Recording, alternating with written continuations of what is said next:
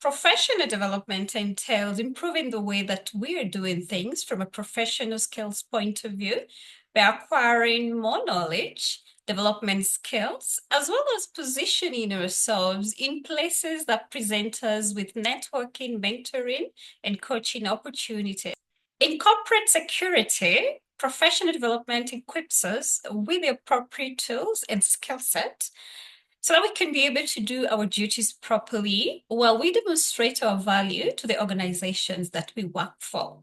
In this video, we are going to be introducing ourselves to the topic of professional development, and it's going to be the first video in a sequel discussion, which means that we are going to have more following videos in relation to this subject as we unpack and deliberate on this discussion. The timing of this discussion is quite a deal, seeing as we're just beginning the year of 2025, and a lot of us professionals are mapping out our goals for the year.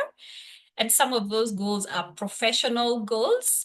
So the discussion is coming in handy because ultimately the goal here is to help professionals tap into the different professional development strategies and activities that they can get to utilize moving forward. So I hope you're going to stick around in this video and the rest that are going to be following so that you can be able to enlighten yourself properly when it comes to professional development within corporate security. Welcome to Security Nuggets podcast. In this channel, we unpack security risk insights and perspectives for enhancing on security excellence. And I'm your host, Ashley. It's always a pleasure to have you joining us in these discussions. And without wasting any time, let's delve right into it. As we continue to work and gain experience in the industry, the desire for us to grow starts to build up. And when this happens, we find ourselves developing higher goals for ourselves. We find ourselves eyeing and targeting better work opportunities. All right. And there is no one professional development strategy or concept that fits all. Different professional development strategies are ideal for different professionals because of so many factors. And some of the factors that influence professional decisions when it comes to choosing the type of professional development strategies and activities that they are going to utilize include adaptability. This is a factor that is influencing a lot of professionals right now to pursue professional development, all right? By investing in yourself as a professional through continuous learning, what you're doing is that you're ensuring that you're staying relevant and competitive in the job market, all right? This is because the security industry, and especially the corporate sector, is evolving at a very high rate. A lot of things are changing. All right? And I can attribute this to the paradigm shift. If you are part of the Security Nuggets podcast community, this is not a new word for you. I think I have talked about the paradigm shift before, and I will briefly talk about it right now because it's important. Because what is happening is that there is this shift that is happening, all right? And I will talk about the shift in two angles, all right? I want to talk about the paradigm shift from the potential threat spectrum point of view. The threats have evolved. The threats are evolving. The threats are morphing. And they're changing because as our world evolves and changes day by day, so are the risks, all right? And a lot of these risks are interconnected. They are influenced by interconnecting factors, all right? So the adversaries are also changing. They are also evolving. They are coming up with new strategies and techniques to target our organizations and target our critical assets and to circumvent our existing security measures. So, because of that change, we've had to evolve our security measures. A lot of security measures are evolving. The security concepts are adapting with time. They are also changing. So you have to keep yourself updated on what's changing. You have to keep yourself abreast with the change of the times. All right. What are the new trends? What are the new technologies? What are the new security concepts? The other angle is the change in our organizations. Organizations are also changing in terms of their operations, in terms of their ventures, in terms of where they want to conduct their operations. And if organizations are changing in terms of maybe increasing operations or reducing operations or relocating or tapping into new ventures in new regions, those changes have to reflect in the security strategies or security mitigations or measures that we are recommending as professionals, all right? And organizations want to see that we have that adaptive capacity. As the organizations change, we are able to recommend changes that align with those organizational goals. We are not being left like we don't know what we are doing, or we are not left exposing organizations. All right. So this factor of adaptability is very, very important. And that is why if you go for an interview, all right, the HR agency or the recruiting agency or the HR function for the organization that is looking for these employees, where those job opportunities are there or job vacancies are, they will give opportunities. They will prioritize those opportunities to candidates, all right, who have acquired those extra skill sets, all right? And it's not just acquiring and mapping them out in your resume or CV. You've got to be able to also demonstrate those skill sets, all right? Some interviews in the corporate security sector are not one-off. A lot of interviews, you walk in, you find the interviewing panel, and you had sent your resume in advance and your cover letter, so they have a bit of information about yourself. But the meeting really is just to get to know you better, and they have questions they want to ask you. Most interviews are one-off. The condition of whether you're going to work there or not is determined by that first interview session. In the security sector, it's different. Sometimes you find yourself having to be involved in more interview sessions. They are having the first session where it's more of a discussion and questions. You're answering questions that you're being asked by the interviewers. And then the second session is more technical. They want to see your application. How are your technical skills? How is your proficiency? So they ask you more questions that are very task-based and scenario-based. They want to see, if this was the scenario, as a security professional, how would you handle it? All right. So again, they are testing your adaptive capacity. They are testing your adaptive capability. They are testing your skills. So this factor of adaptability is so important, and it is influencing a lot of professionals right now to continuously learn. Some professionals are even having very good job positions, very senior job positions, but they cannot afford to just sit back and do nothing. They continuously find themselves continuously learning, continuously upskilling, continuously tapping into new opportunities where they can get to learn more. They want to attend conferences. They want to attend workshops. They want to get involved in by investing and get to access courses and all that, because they want to get new skills. They want to upskill what they already know, all right?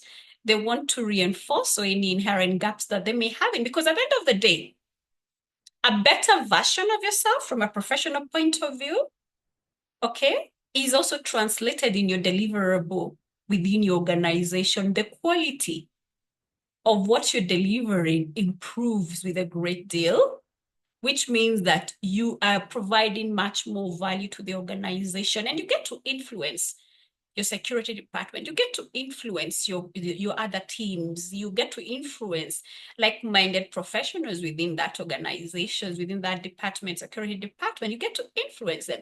So you're adding more value and more quality, to the deliverable of what is expected of you in terms of the goals that are expected for you to achieve within the department, and ultimately, by extension, the vision goals of the organization. So that is a very important factor.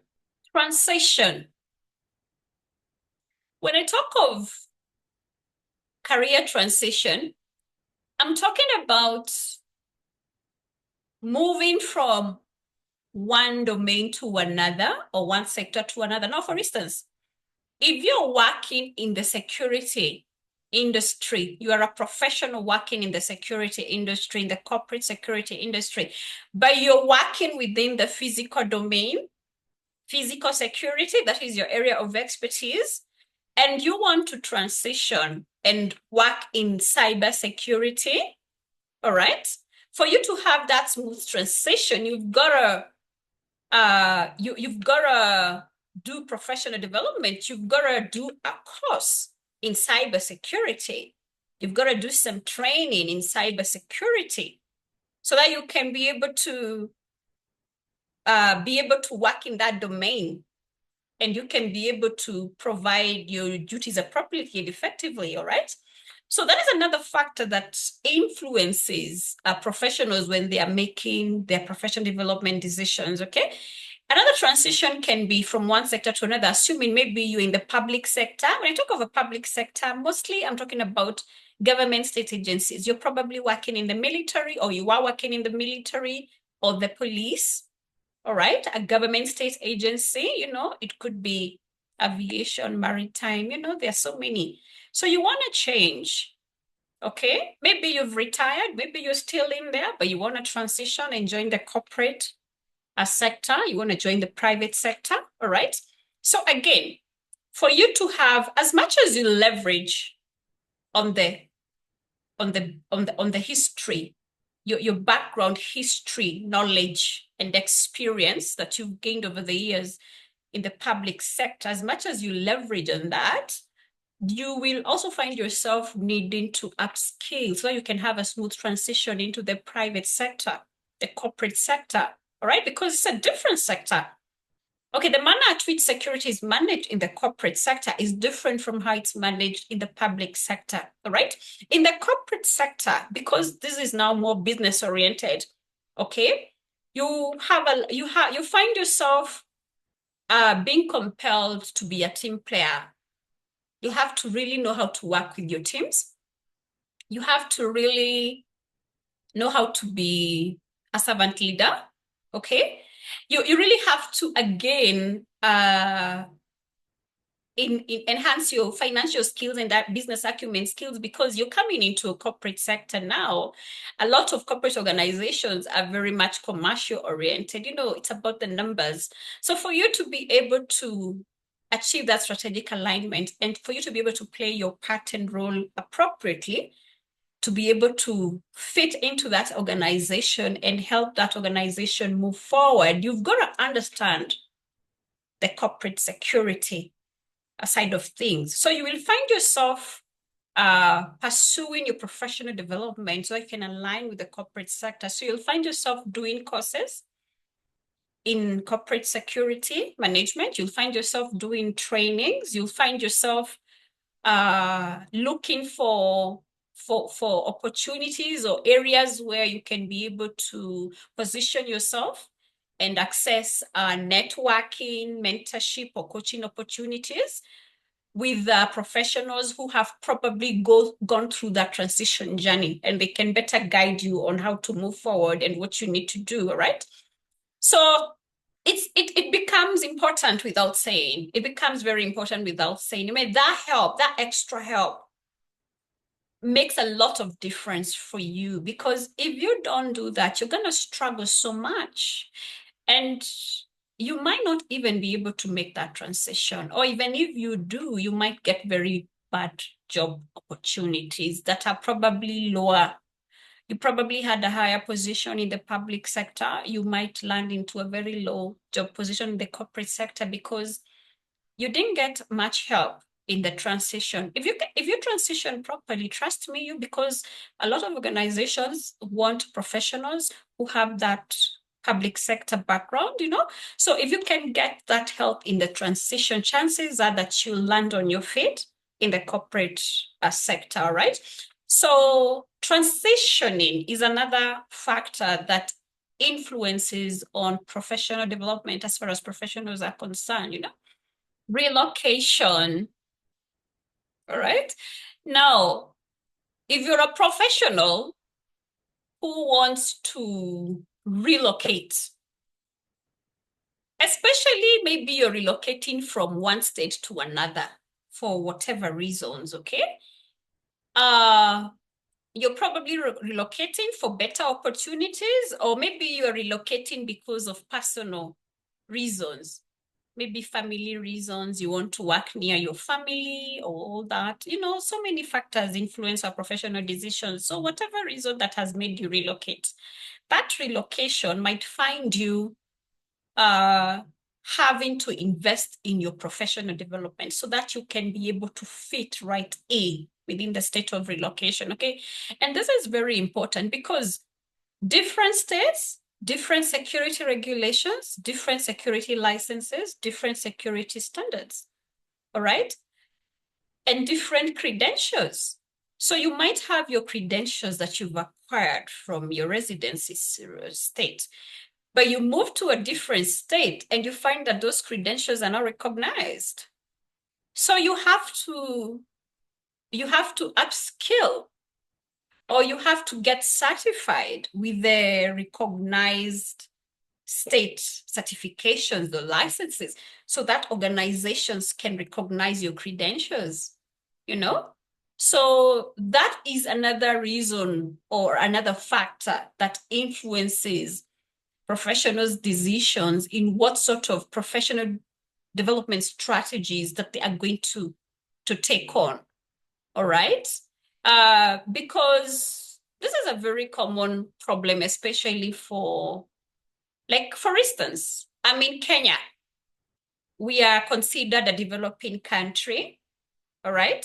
And if I want to go to a first world country and work there, it's highly likely that my local papers or licenses are not going to be recognized in that state, okay? I would have to find myself doing courses that are recognized within that state.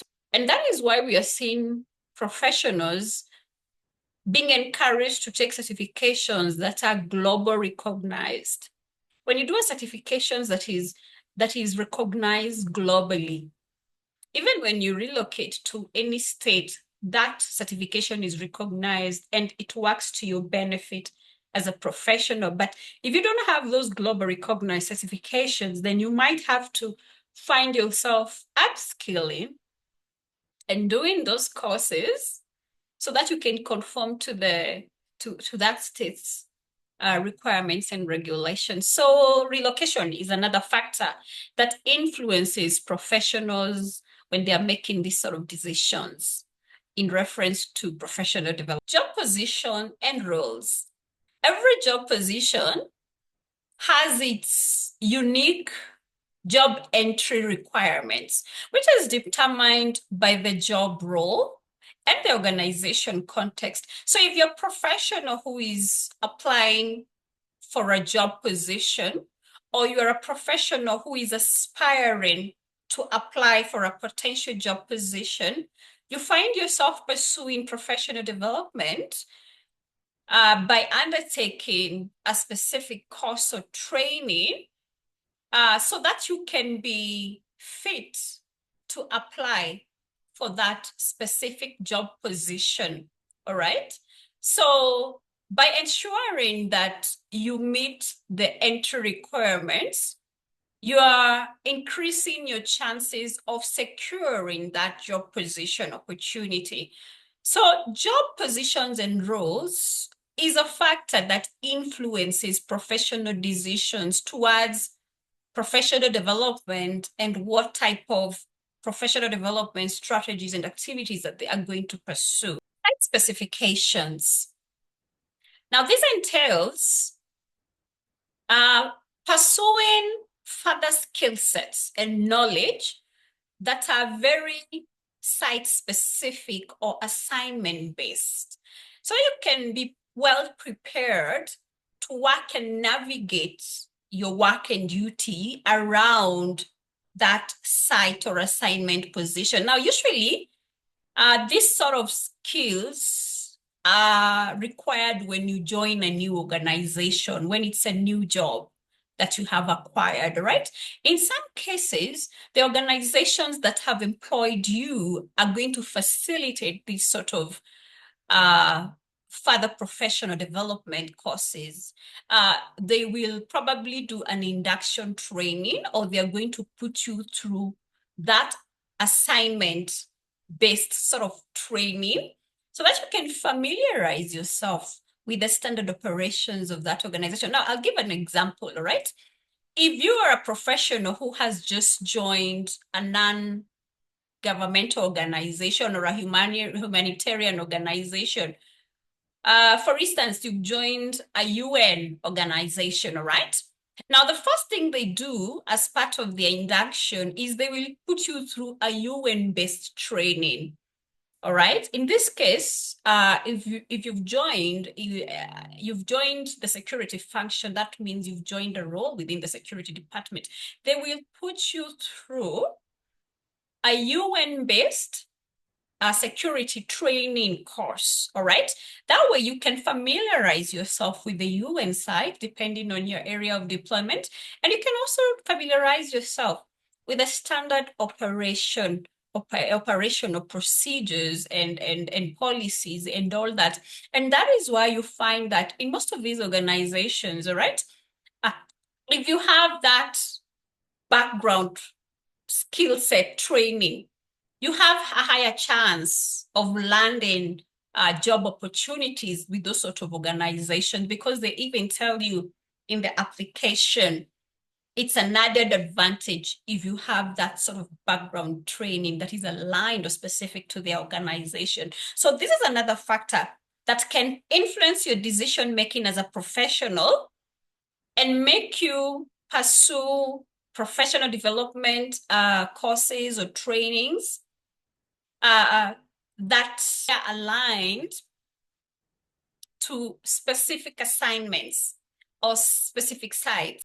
Advancement-based opportunities. This entails advancing your career by pursuing more knowledge, more skill sets, more coaching, more mentorship, and making sure that you're exposing yourself to the recent trends, industry trends, because ideally you want to advance your career.